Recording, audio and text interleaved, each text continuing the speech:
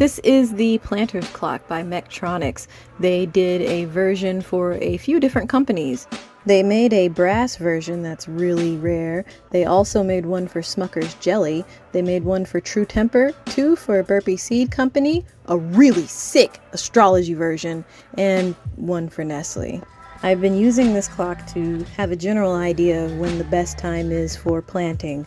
It's really interesting when you're setting this clock up because you can see how long your growing season is by how wide these two colored arms are on the clock.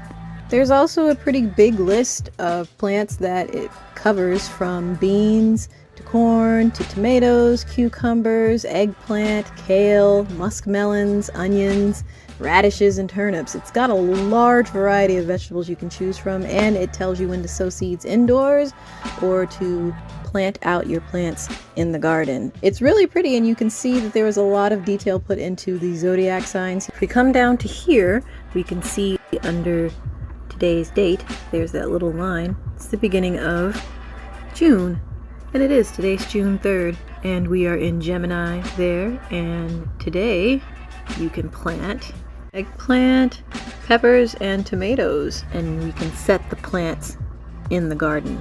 We wouldn't be seeding these. Here also shows fall planting.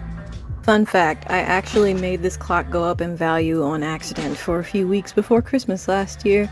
Not so fun fact, despite having learned how to read a clock on a clock with Roman numerals, it has taken me at least 18 months or so to be able to go back to reading a clock face as quickly as I can a digital clock. And I grew up and spent life that I remember actually reading a clock face. I think there must be something to be said about our reliance on digital clocks and not looking at an actual clock face in order to tell time.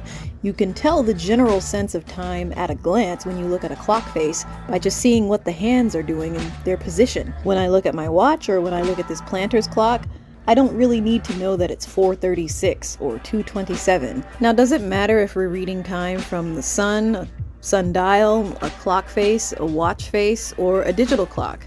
Well, I don't know, but it is a bit concerning to me that something that I grew up my whole life doing up until I was in around high school, which is reading a clock face, is so foreign and gone to me that it took a while and training to get it back. It does concern me quite a bit, actually, that I lost that skill and I had to work to regain it. So maybe give clocks in your home a try. Real clocks, clocks that you rely on to tell the time and not the stove or your phone. See what it does for you and come back to me.